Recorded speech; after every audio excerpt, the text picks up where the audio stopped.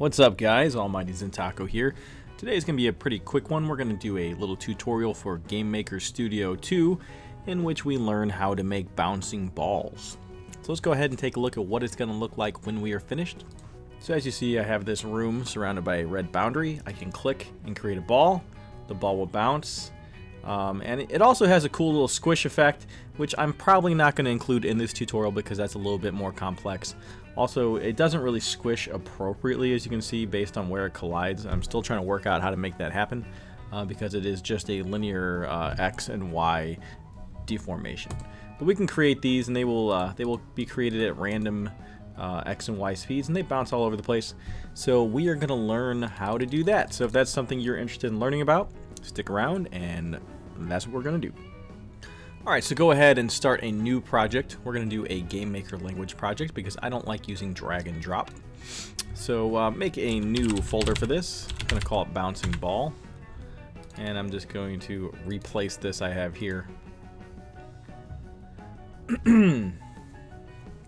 Okay, first things first. We're going to need some sprites and we're going to need some objects. So go ahead to the Resource tab, right click and select Sprite, Create Sprite.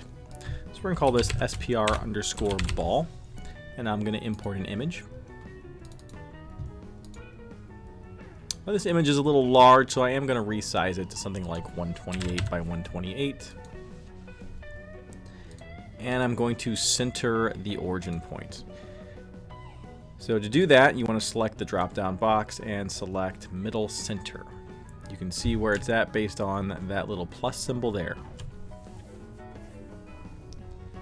Alright. Close that sprite. Go ahead and create a new one by right-clicking again. Create sprite. Now this is just going to be the sprite for the blocks we're going to collide with. We're going to call this SPR_block. And I'm just going to create a red space. So select edit image, and we're going to paint red. So do it like so. Grab this icon and simply click. Alright, close that down. We're done with that. Now we're going to need some objects. So right click on objects and create object. First one is going to be obj_ball. We need to give it a sprite. Select the sprite ball. And that's it for that. We need another object. This one's going to be obj_wall. And we're going to give that the block sprite. And we need one more object. So create object. obj, and I don't know, this is just going to be a invisible object that holds code that's not nestled within the ball object. We're going to do this so that we can create more ball objects. Obviously, if there's no ball objects on the frame, or in the room rather, we cannot reference the code to create them. So we have to have something that just controls the code of the room. We'll call it room code. And we're not going to give that a sprite. Okay, so we're going to work on, apparently I need to update Java. I don't really care. Alright, so we're going to go ahead and work on the ball first. We actually don't need any code for the wall. The wall is just something we're going to collide with. Alright, so go to add event, and we're going to do a create event. This is going to be where we initialize our variables. So I'm going to write a comment, and I'm just going to call it initVars. Okay, so for this, we're going to use the collision code that I actually got from Sean Spalding. So I didn't come up with this, so don't give me credit. He's actually a really good GameMaker developer, so I recommend you guys check out him. If you do not know anything about him, you probably do if you're looking into GameMaker. But, alright, so we're going to need an X speed. We're going to set that to 0. We need a Y speed, also setting that to 0. We're going to need a grav. That's going to be our gravity value that pulls the balls down. You can change this to whatever you want to kind of get the feel you desire for your game. I'm going to try 0.1. Now we also need a value that every time these balls collide with the wall, they are going to bounce, but we want to give it less force than was put into it because it needs to decay. We're going to call that bounce decay, and we're going to set that to 0.8. Again, you can play around with that yourself to get the feel you desire. And lastly, we're going to have something called rotational angle. We're going to call it rot angle. Could call it rotation, whatever, it doesn't matter. That's going to be set to 0. And that's going to be the value that we are going to use to set the rotation of the object. But we're going to want to do that in a draw event, and I will explain why in a second. All right, so now we need to have our step event, and a step event is the event that runs every time this program cycles. So the first thing we're going to do is simply apply the gravity, and we're going to do that this way. It's super easy. Y speed plus equals grav. So that means y will be, it'll take the value of y speed and it'll add gravity to that. Okay, so this is the code that I got from Sean Spaulding's platform engine, and this is actually really good code. This is the collision code. So we're going to first start with collide on the x-axis. And the way this works is it checks to see where the ball is going to be next frame. If that is going to be a collision, then it simply moves the ball in that direction until it's 1 pixel away from what it was going to collide with. So essentially you actually never overlap the object you're colliding with. You just get as close as you can to it without colliding. So so every time it hits a wall, it's going to come back in the opposite direction at 80% of the velocity it hit that wall with. It's pretty simple. All right, so the way we do this, we say if place underscore meeting. That checks to see if the object that we're talking about is going to be the object in question that is running the event, if that object is going to be colliding with the object we're going to reference. So that's x plus x speed, and then comma y. And we want to find out if we're colliding with the wall, and that was called obj underscore wall. So if that happens, we want to do this stuff here.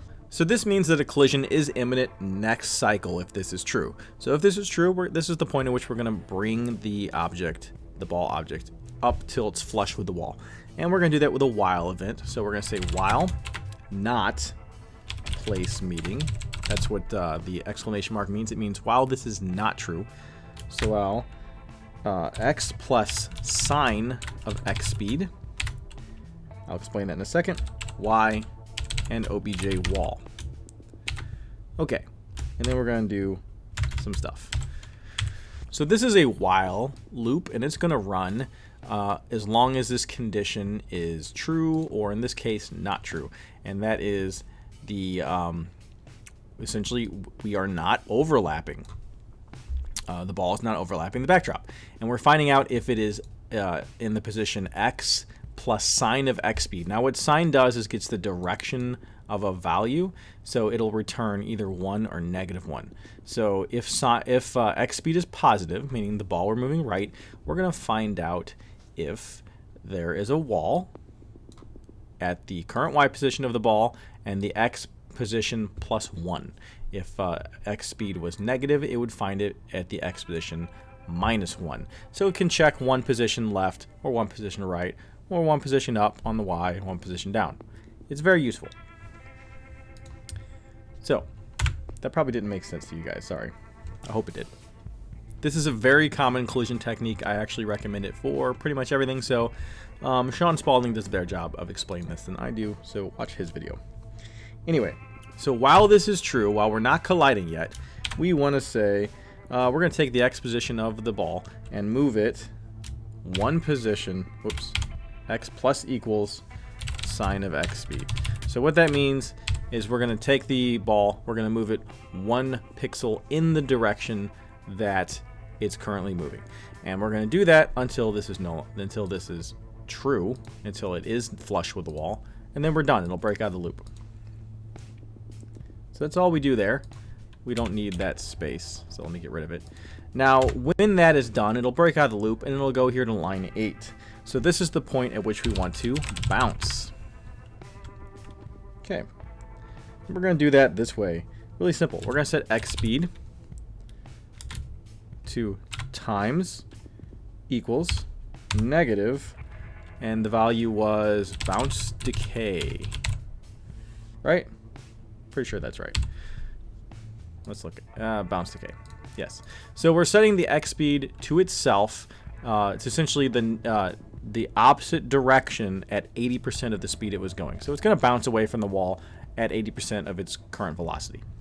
And that's pretty much how it goes. Now we just do the same thing, but we replace all instances of x with y.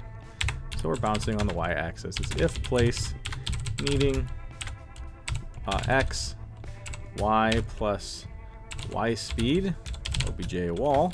So if there's a collision at this point, then we run this code here. And we say, wow, there's nothing meeting here. So we haven't collided yet. That's going to be x, y plus sine of y speed. obj underscore wall. Then we run this code. And that's going to be y plus equals sine of y speed. So we keep moving in the direction we were going until we are flush with the wall. And then we break out of it when we're done there. And we do the exact same thing we did up here, except with the y speed. So that's y speed times equals negative bounce decay. Boom. So our collisions and bounces are set. So this is basically going to work. Let's set up the room really quick now. Go to room. It's going to be room 0. And what I'm going to do is just simply drag on over these wall objects. I'm going to resize them though. And I'm just going to resize these dudes. And you can copy and paste and resize them. And it doesn't change the core object. It just changes this instance of the object. So that's actually super cool. It's something I really like about GameMaker. You'd actually double click here and go in and change certain things about each specific instance. So that's pretty neat. Like if I had a variable list here, I could change the variables of this instance without changing the variables of the actual core object. See, this is the name of the instance. It's not the core object wall. It's instance 66A2318C. All right, so our walls are set. Let's go ahead and throw the ball in there to initialize, and let's check it out.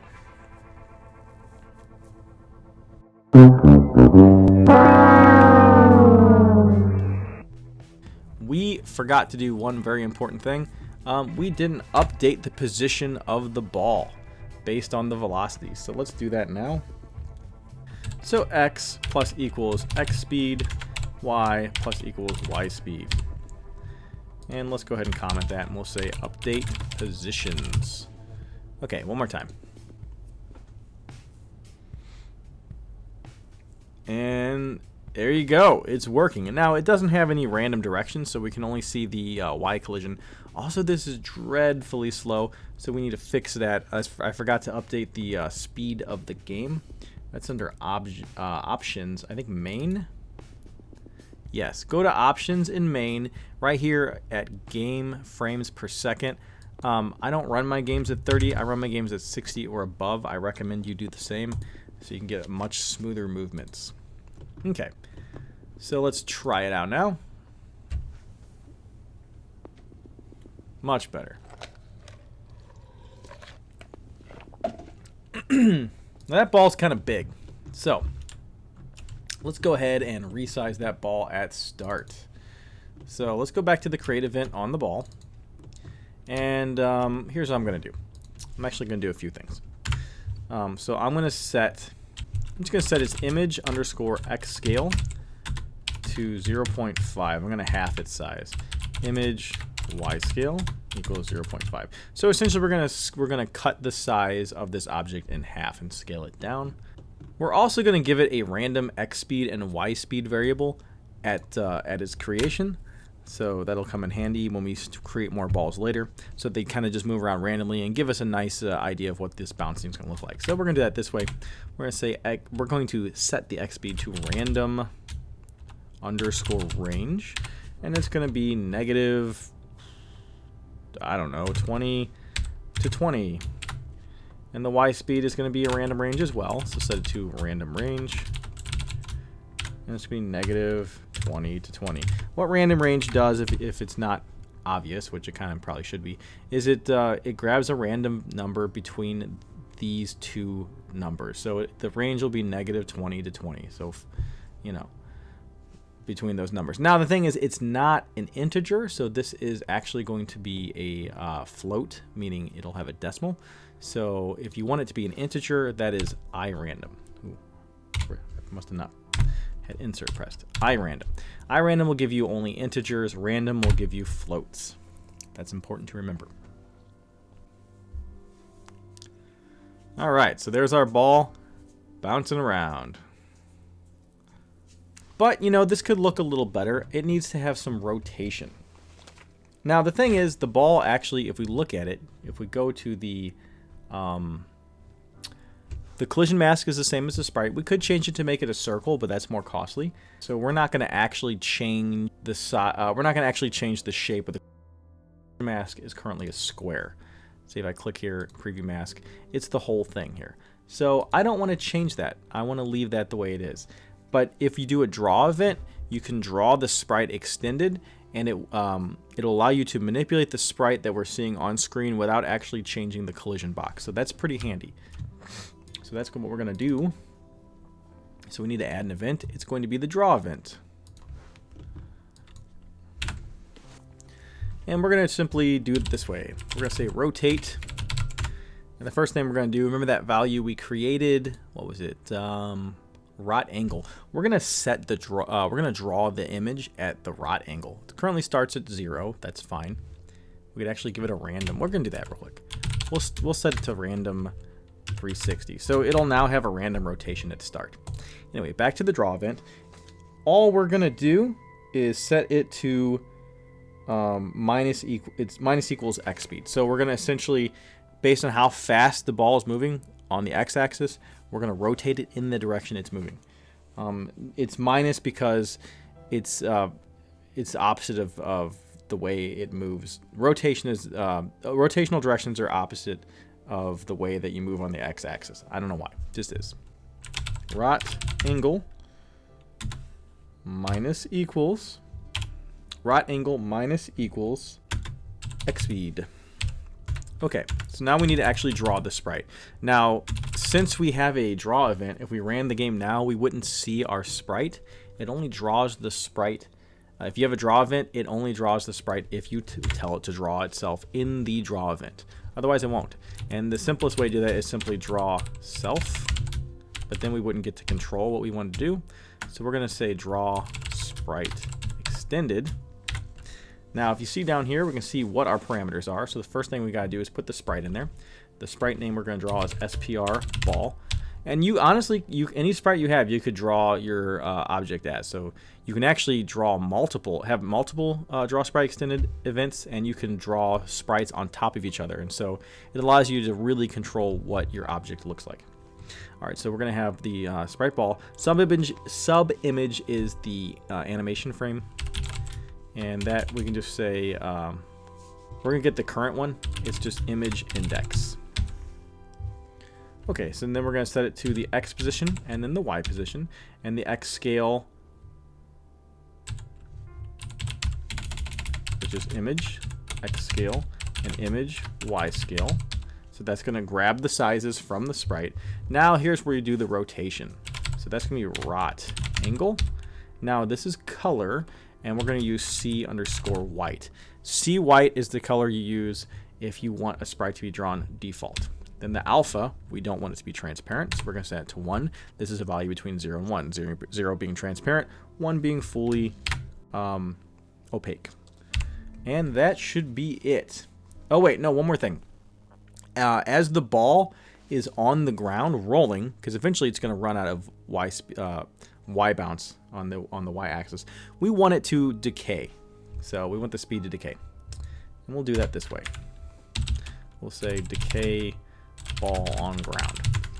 So we say if place needing, that's going to be x, y plus 1, meaning 1 pixel below us there is going to be an object, and that object is the wall. So this means we are on the ground. So while this is happening, what are we going to do?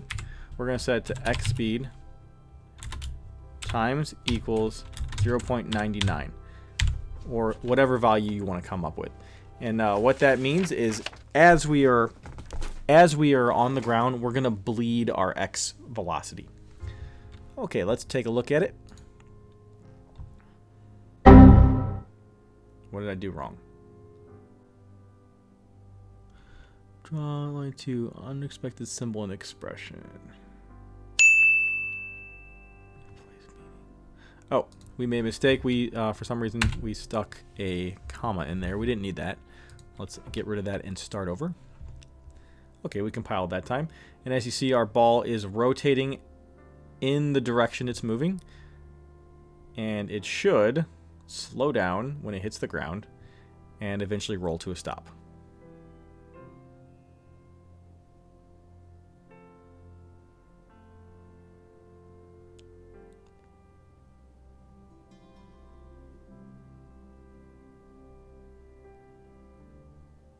And there we go.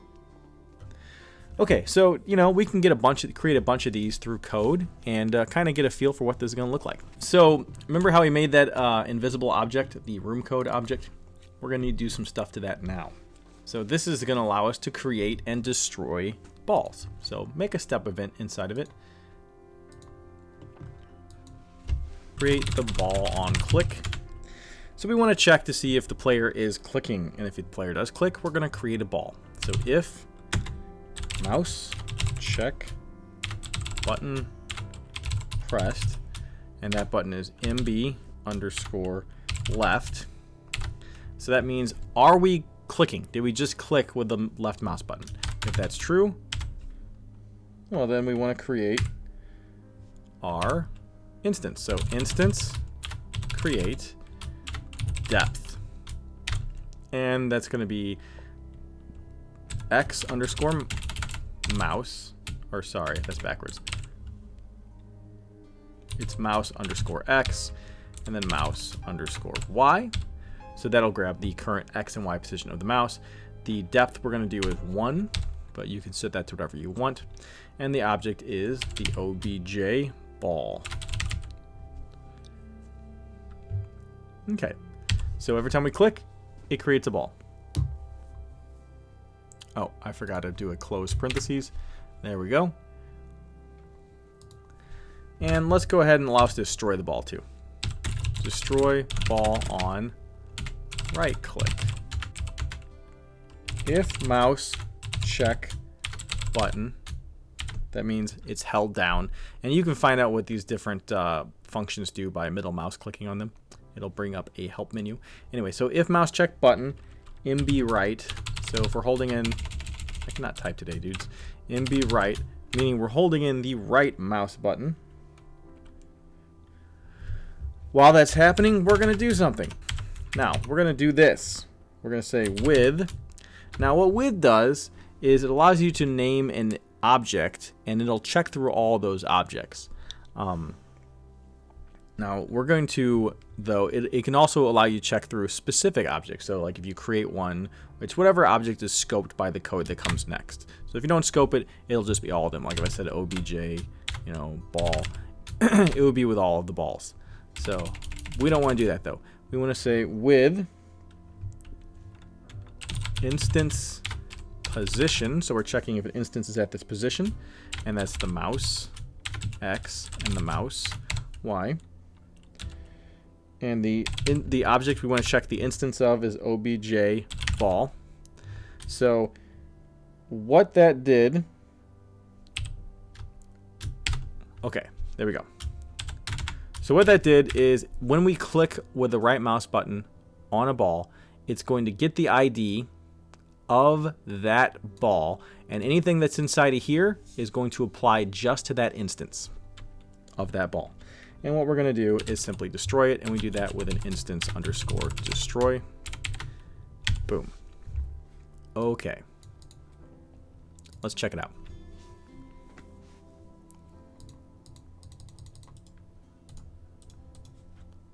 It's not working.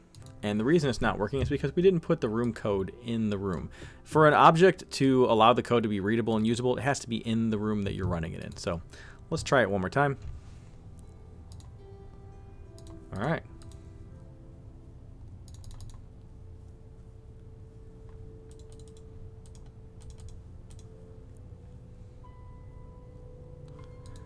All right, so it does work. I don't quite like the way that that the physics is working currently, though. So I'm going to change the bounce decay to 0.5, so it halves it every time.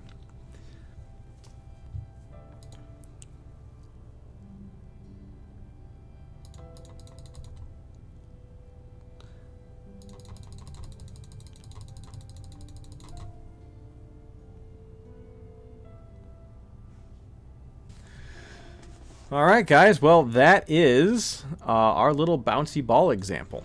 I'm not going to do the squish because that's a lot more complicated. I will probably make a video with that squish code in it though and explain how it works. So look forward to that one in the future. I hope you guys found this video useful and educational. If you have any questions or comments, please leave them down below. And until next time, guys, I will see you in the next video. Peace out.